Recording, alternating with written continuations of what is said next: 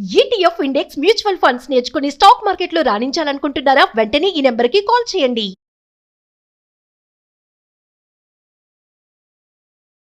నమస్తే, welcome back to Suman TV. Present మనతో పాటు ఉన్నారు stock market analyst Sundar Rama Reddy గారు. నమస్తే సార్. నమస్తే. సార్, ఎనీబడి క్యాన్ ట్రేడ్, మరి అది సీజన్ ప్రోగ్రెస్ ఏం లేదు, ఎన్ని అప్డేట్స్ ఏం చెప్పట్లేదు, ఏం జరిగింది అసలు? యా అంటే రెగ్యులేటరీ ఇష్యూస్ వస్తాయని సంగతి తెలిసింది మాకు, కాబట్టి ఇంత ఫాస్ట్గా వస్తాయి అనుకోలేదు. అండ్ ఫస్ట్ మేము వార్నింగ్ వచ్చిన కొంతకాలం కంటిన్యూ చేసాము. అంటే ఫైనల్గా ఇక మా అకౌంట్లో బ్లాకేజ్ స్టేజ్ వచ్చిందనమాట. ఇంకా తప్పదు కాబట్టి మేము దాన్ని ఇంకా ఆపేసాము. అండ్ డిజిటల్గా ఎక్కడ కూడా ఉండకుండా మొత్తం అంటే ఎనీబడి కంటే ఫుట్ ప్రింట్స్ కూడా ఎక్కడ లేకుండా డిజిటల్గా మొత్తం కూడా యూట్యూబ్ నుంచి డిలీట్ చేసామన్నమాట. చాలా మంది కాల్స్ కూడా మాకు నెంబర్ ఆఫ్ కాల్స్ దీని మీదే వస్తున్నాయి. ఎందుకు అవన్నీ డిలీట్ చేశారు, ఏంటి అనే రీజన్ ఏంటి అని కూడా అడుగుతున్నారు. అంటే ఆల్మోస్ట్ మనం 29 సీజన్లు చేసామండి. అండ్ ఈచ్ సీజన్కి యావరేజ్ మీద మనం 5% మనీ మేక్ చేసాము. అండ్ అందరికీ తెలిసిందే, సెబీ గైడ్లైన్స్ ప్రకారం మనం ఏ ఒక్క స్టాక్ కూడా and buy price, target price, stop loss లాంటివి ఇవ్వకూడదు అనమాట పబ్లిక్ ప్లాట్ఫామ్ మీద. అండ్ ఇండియాలో ఎవరైనా అంటే content, stock market content generate చేసుకుంటూ మనీ మేక్ చేయాలంటే ఒకటి యూట్యూబ్ ఇన్కమ్ ఉంటుంది. మనం సొంత ఛానల్ అనుకోండి, యూట్యూబ్ పెట్టుకోవడం ద్వారా మనకి యాడ్సెన్స్ ఇన్కమ్ వస్తూ ఉంటుంది, అలా వస్తుంది. మాకైతే ఇంతవరకు ఏ యూట్యూబ్ ద్వారా ₹1 కూడా మేము ఛార్జ్ చేయలేదండి. జస్ట్ ఏ కంటెంట్ ఇచ్చినా సరే మేము అంటే ఫ్రీగానే కంటెంట్ జనరేట్ చేస్తాం, అది ఏ ఛానల్ అయినా సరే. అండ్ రెండోది, ఇక వేరే రూట్లో మనీ మేక్ చేసుకోవాలనుకుంటే ఒకటి మ్యూచువల్ ఫండ్ డిస్ట్రిబ్యూటర్ తీసుకున్నారనుకోండి, వాళ్ళు రెగ్యులర్ ఫండ్స్ అమ్ముతారు కాబట్టి వాళ్ళకి ఆ రూట్లో 1% కమిషన్ దాకా వస్తుంటుంది. మా దగ్గర మేము మ్యూచువల్ ఫండ్స్ ఎగ్జామ్ పాస్ అయినా సరే మేము ఆ రూట్కి వెళ్ళలేదన్నమాట. అంటే ఇండియాలో మీరు స్టాక్ అడ్వైజరీ తీసుకుంటేనేమో రీసెర్చ్ అనలిస్ట్ ఎగ్జామ్ పాస్ అయ్యి సెబీ దగ్గర రిజిస్ట్రేషన్ చేసుకోవాలి, అది స్టాక్ అడ్వైజరీ చేయొచ్చు. లేదు అంటే పర్సనల్ ఫైనాన్స్ అడ్వైజ్ చేసుకోవచ్చు. ఇన్వెస్ట్మెంట్ అడ్వైజర్ లెవెల్ 1, లెవెల్ 2 ఆ 2 ఎగ్జామ్స్ రాసి అంటే సెబీ దగ్గర పర్మిషన్ తీసుకోవాలి. అంటే సెబీ దగ్గర పర్మిషన్ తీసుకొని స్టాక్ రికమెండేషన్ చేయొచ్చు, లేదా పర్సనల్ ఫైనాన్స్ చేసుకోవచ్చు, ఆ 2 చేసుకోవచ్చు. అండ్ ఆ 2 తీసుకుంటే మనకి మనీ వచ్చి చాలా తక్కువ ఉండదు, అంత పెద్ద మనీ ఏమి ఉండదు. రెండోది కూలింగ్ పీరియడ్ అంటారు. మీరు ఏదైనా అడ్వైజ్ చేసేటప్పుడు 1 మంత్ ముందు మనం తీసుకోకూడదు, తీసుకున్న తర్వాత కూలింగ్ పీరియడ్ అంటారు. మళ్ళీ ఆ తర్వాత కూడా మళ్ళీ 15 days దాకా నువ్వు తీసుకోవడానికి కుదరదు అనమాట. అంటే అడ్వైజ్కి ముందు నువ్వు తీసుకోకూడదు, అడ్వైజ్ తర్వాత మళ్ళీ 1 week 10 days ఏం తీసుకోకూడదు. ఎనిబడి కంటే ఏంటంటే మేము తీసుకొని మీకు చెప్తున్నాం, మేము ఏం తీసుకున్నా సరే అవి మేము ఇన్వాల్వ్ అయిన తర్వాతనే మీకు చెప్తున్నాం అనమాట. అవి అలా చేయకూడదు అనమాట. అందుకని మేము ఆ 2 రూట్లోంచి ఏది కుదరదు మాకు, ఈవెన్ దో మేము ఎగ్జామ్స్ అన్ని పాస్ అయినా సరే ఆ రెండింటిని. అండ్ ఇది వైపు చూస్తేనేమో సబ్ బ్రోకర్ కానీ లేకపోతే మ్యూచువల్ ఫండ్ డిస్ట్రిబ్యూటర్ కానీ ఏదో డిస్ట్రిబ్యూషన్ ఒకటే ఉండాలి. మేము ఆల్రెడీ ఆథరైజ్ డిస్ట్రిబ్యూటర్స్ అనమాట, సబ్ బ్రోకర్స్ అనమాట మేము. అందుకని మేము అన్ని రోల్స్ చేయకూడదు, మీరు ఏదో ఒక రోలే చేయాలి. మీరు సెబీ దగ్గర రిజిస్ట్రేషన్ చేసుకున్నా సరే ఒక రోలే చేయాలి. అదేంటంటే రీసెర్చ్ అనలిస్ట్గా వర్క్ చేస్తారా, ఇన్వెస్ట్మెంట్ అడ్వైజర్గా వర్క్ చేస్తారా, లేకపోతే మ్యూచువల్ ఫండ్ డిస్ట్రిబ్యూటర్ వర్క్ చేస్తారా, సబ్ బ్రోకర్లా వర్క్ చేస్తారా, ఈ 4 ఒక వర్కే తీసుకోవాలి. 4 ఇన్కమ్ సంపాదించుకుంటా అంటే వాళ్ళు ఎలా చేయరు. మేము ఆల్రెడీ సబ్ బ్రోకర్గా ఉన్నాము కాబట్టి మిగతా 3 మనం చేయకూడదు. ఎవరైనా ఇలా ఛానల్స్లో ఏదైనా ఒక బై సెల్ టార్గెట్లు ఇవ్వాలి అంటే రీసెర్చ్ అనలిస్ట్ ఎగ్జామ్ పాస్ అయ్యి ఉండాలి, అప్పుడు మిగతా అన్ని మానుకోవాలా. మేము ఆల్రెడీ సబ్ బ్రోకర్గా ఉన్నాం కాబట్టి, ఆథరైజ్డ్ బ్రోకర్లో ఉన్నాం కాబట్టి మేము మిగతా ఏం టచ్ చేయడానికి వీల్లేదు. సో కాబట్టి మాకు వార్నింగ్ వచ్చింది, మేము డివియేట్ అయ్యి ఆయన పట్టించుకోలేదు. ఇప్పుడు చాలా సివియర్గా అయిపోతుంది అనమాట. చివరికి లాయర్స్, హైకోర్టు లాయర్స్ నోటిఫికేషన్ దాకా వచ్చేసింది అనమాట. ఇక అంత రిస్క్ తీసుకోవటం మాకు ఇష్టం లేదు. ఇంకా తప్పదు కాబట్టి తప్పనిసరి పరిస్థితుల్లో ఇంకా డిజిటల్గా ఉన్న ఫుట్ ప్రింట్స్ మొత్తం తీసేసాము.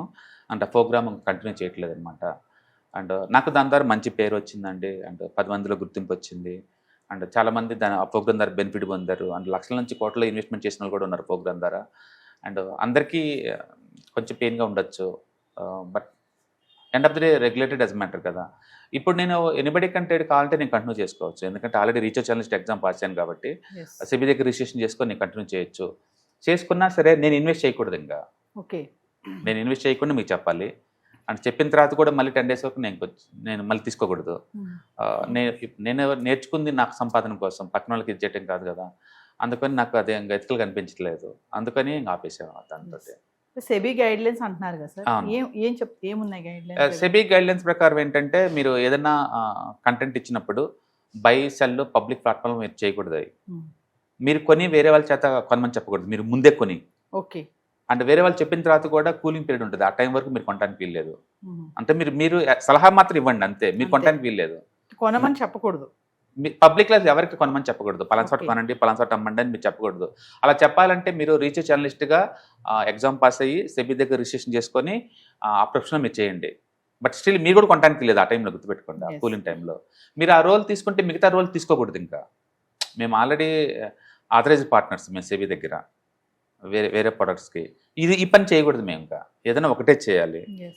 అంటే ఈ మధ్య సెబీ చాలా సీరియస్గా ఉంది, అందరికీ వార్నింగ్స్ ఇస్తూ ఉంది, అండ్ ట్రేడింగ్ అకౌంట్ బ్లాక్ చేసుకుంటూ వెళ్ళిపోతుంది చాలా సీరియస్గా. సో అందుకని ఇంకా మేము తప్పనిసరి పరిస్థితుల్లో అందుకే మేము లాస్ట్ 1 month మాకు నోటీసులు వచ్చి కూడా 1 month పైన అవుతుంది. ఆయన మేము ఎందుకు సైలెంట్గా ఉన్నామంటే జనాలకు హోప్ ఉంటుంది, ఎందుకులే చెప్పడం అనిపించింది. బట్ ఇప్పుడు మీరు అన్నట్టు కాల్స్ ఎక్కువ వస్తున్నాయి, అండ్ Yes. ఇంకా ఎక్కువ కాలం మనం దాచడం కూడా కుదరదు.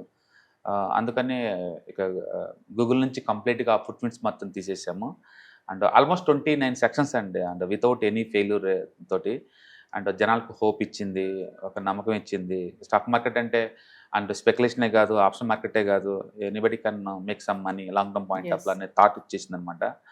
But unfortunately end of the day ప్రతి గేమ్ ఎక్కడో చోట ఎండ్ అవుద్ది. End అవ్వదు. అండ్ ఇది ఎంత త్వరగా అయితే ఎండ్ అవుద్ది నాకు తెలీదు, ఎండ్ అయిపోయింది ఆల్రెడీ. ఆల్మోస్ట్ 29 సీజన్స్ అంటున్నారు కదా సార్. చాలా మంది ఏంటంటే ఫాలో అయ్యారు, చాలా సీరియస్ గా ఫాలో అయ్యారు, చాలా బెనిఫిట్ Yeah. పొందారు అవును. మీ సలహాలు అవి తీసుకొని. అవును. ఇప్పుడు వాళ్ళందరూ కొంచెం కన్ఫ్యూజన్ లో కూడా ఉన్నారు.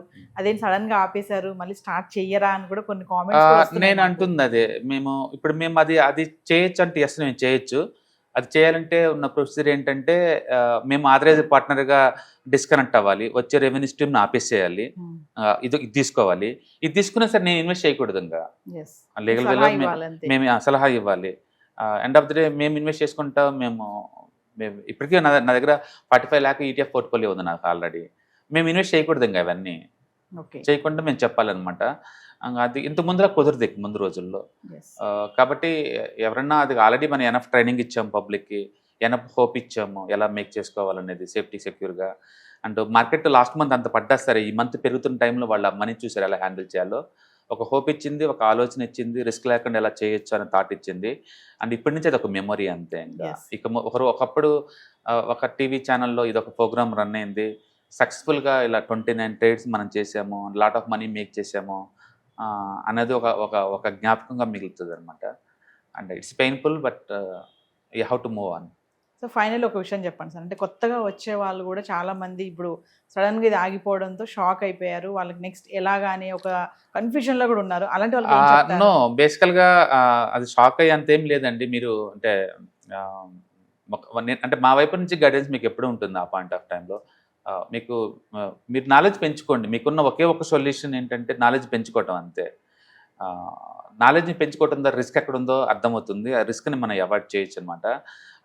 ఒకళ్ళు చెప్పేదని కాదు అక్కడ. ఈవెన్ నేను కూడా అన్ని సీజన్లు చేసినా సరే నేను ఏదో తోపు నేను చెప్పాను కాబట్టి మీకు మనీ వచ్చిందని మేము ఎప్పుడూ అనలేదు. అది జనరలైజ్. ఈ పాయింట్ ఆఫ్ టైంలో ఇండియా బాగా గ్రో అవుతుంది అంటే ఆ థీమ్ మనం తీసుకోవచ్చు. Let's say example make in India బాగా గ్రో అవుతే బెనిఫిట్ ఏంటి? మేక్ ఇన్ ఇండియా ఎక్కువ ప్రోగ్రెస్ అవుతూ ఉంటుంది, ఇతర దేశాలకు ఎక్కువ ప్రొడ్యూస్ చేస్తూ ఉంటాం. కాబట్టి అలాంటి టీంలో పెట్టుకోవచ్చు. ఇప్పుడు పవర్ చాలా హాట్ బిజినెస్ అండ్ డేటా సెంటర్లు అవి వస్తున్నాయి కాబట్టి మనం పవర్ టీంలో పెట్టుకోవచ్చు.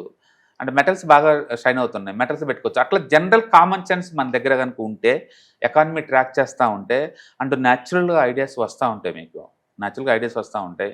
అంటే అట్లా ఇన్వెస్ట్ చేసుకుంటే పోవచ్చు. ఇదంతా లేదు అనుకుంటే ఎనఫ్ మ్యూచువల్ ఫండ్స్లో పెట్టుకున్నా కూడా మీకు వస్తుంది. ఓకే, మేబీ ఫ్యూచర్లో మేము ఆథరైజ్ పార్ట్నర్గా స్టెప్ డౌన్ అయితే కనుక ఇంకొక రోల్ తీసుకున్నప్పుడు మేము డెఫినెట్గా ఈ రోల్ తీసుకుంటాం. బట్ ఏది తీసుకున్నా సరే ఇక నేను ఇన్వెస్ట్ చేయడం కుదరదు దాంట్లో. ఆ రోల్ నేను తీసుకున్నా సరే నేను ఇన్వెస్ట్ చేయకూడదు. ఇంతకుముందు నేను చేసి మీకు చూపించాను, అండ్ ఇప్పుడు అది కుదరపోవచ్చు, ఇంక ముందు రోజులు కుదరదు అనమాట. And it's a time to move on to the new products అంటే తప్పదు. అంటే మనకు ఒక్కసారి అర్థమవుతుంది ఏదైనా జాబ్ పోతే వాళ్ళు ఎందుకు సఫర్ అవుతారని. ఇప్పుడు అరాకల్లో 12,000 మందిని పీకేశారంటే వాళ్ళు ఆ కన్ఫ్యూజన్ ఏమిటో మనకు ప్రాక్టికల్గా అర్థమవుతుంది అక్కడ. ఈ ప్రోగ్రామ్ పోవటం ద్వారా నాకు పోయింది ఏం లేదు. నాకు బోల్డెన్ రెవెన్యూ స్ట్రీమ్స్ ఉన్నాయి, ఇది నెంబర్ ఆఫ్ స్ట్రీమ్స్ ఉన్నాయి నాకు. నా లైఫ్ ఇక్కడ ఏం ఆగదు. ఇంతతో నేను ఆపేసినా సరే నాకు passive ఇన్కమ్మే lakhs of the money I can get per month అనమాట. ఆల్రెడీ నాకు ఆ స్ట్రీమ్స్ ఉన్నాయి. బట్ నా గురించి అని కాదు, అసలు బేసికల్గా ఒక మంచి థాట్ ప్రాసెస్ చెప్తున్నాను. సడన్గా ఏదైనా నీకు ఇష్టమైన ప్రోగ్రామ్ నీ నుంచి దూరం చేసామనుకోండి, ఇట్స్ ఏ డిస్కంఫర్ట్ ఫీల్ అవుతూ ఉంటారు అనమాట. But end of the day regulatory ఇష్యూస్కి మనం ఆపోజిట్ వెళ్ళలేము. అదే టైంలో దాన్ని షార్ట్అవుట్ చేసుకునే ఛాన్స్ కూడా లేదు, ఎందుకంటే మేము ఆల్రెడీ ఒక స్ట్రీమ్లో ఉన్నాం. ఆ స్ట్రీమ్ కట్ చేసుకుంటేనే ఈ స్ట్రీమ్ రాగలుగుతాము. ఎస్ బట్ ఈ స్ట్రీమ్ కట్ చేసుకున్నప్పుడు వచ్చే రెవెన్యూ లాస్ని ఈ స్ట్రీమ్ ద్వారా మేము ఫిల్ చేయలేము. ఇంకా తప్పదనమాట. అండ్ ఈవెన్ 29 సీజన్స్ కూడా గాడ్ గ్రేస్ మాకు ఛాన్స్ ఇచ్చాడు. అండ్ సుమన్ టీవీలో సపోర్ట్ దొరికింది. అండ్ మీరు కావచ్చు, విష్ణు కావచ్చు, అందరే యాంకర్స్ మాకు సపోర్ట్ చేశారు. అండ్ పబ్లిక్ బాగానే ఇన్వాల్వ్ అయ్యారు. అండ్ ప్రతి ఒక్కరికి ఇంక్లూడింగ్ ఎవరైతే పార్టిసిపేట్ చేశారో వాళ్ళందరికీ, యాంకర్లకి, సుమన్ టీవీ యజమానానికి అందరికి కూడా నా ధన్యవాదాలండి. అండ్ ప్రోగ్రామ్ అందరికీ మంచి పేరు ఇచ్చిందండి. అందరికీ మనీ వచ్చింది. Maybe couple of members hurt అయి ఉండొచ్చు. తెలుసు తెలియక మనం ఏదన్నా మాట జారినా కూడా మన మనుషులు ఎండ్ ఆఫ్ ది డే తప్పులు చేస్తూనే ఉంటాం, ఫిక్స్ చేసుకుంటూ ఉంటాం, ముందు పోతూ ఉంటాం. అంతేగాని మూవ్ ఎప్పుడు ఆగిపోకూడదు ఒక ప్లేస్లో. ఎక్కడ తప్పు జరిగిందో నాకు తెలియదు. బట్ అది రెగ్యులేటరీ ఇష్యూస్ కాబట్టి నేను దాని మీద కామెంట్ చేయకూడదు. ఇట్స్ మెమొరీ అంతే. Thank you thank you. Hi, markets చాలా వాలటిలిటీ నేను భయపడుతున్నారా? మార్కెట్ ఆల్ టైమ్ హైలో ఉందని దూరంగా ఉండాలనుకుంటున్నారా? ఏది రైట్ టైం మార్కెట్లో ఎంటర్ అవడానికి, ఏది బెస్ట్ టైం మార్కెట్లోంచి బయటకు పోవడానికి తెలుసుకోవాలనుకుంటున్నారా? మార్కెట్లో mutual funds, ETFs, index funds ద్వారా మనీ మేక్ చేద్దాం అనుకున్నారా? ఇలాంటి మీ డౌట్స్ కి క్లారిఫికేషన్ కోసం ఈ webinar. ETFs, index funds and mutual funds కోర్సులో జాయిన్ అవ్వండి. మీ డౌట్స్ క్లారిఫికేషన్ చేసుకోండి.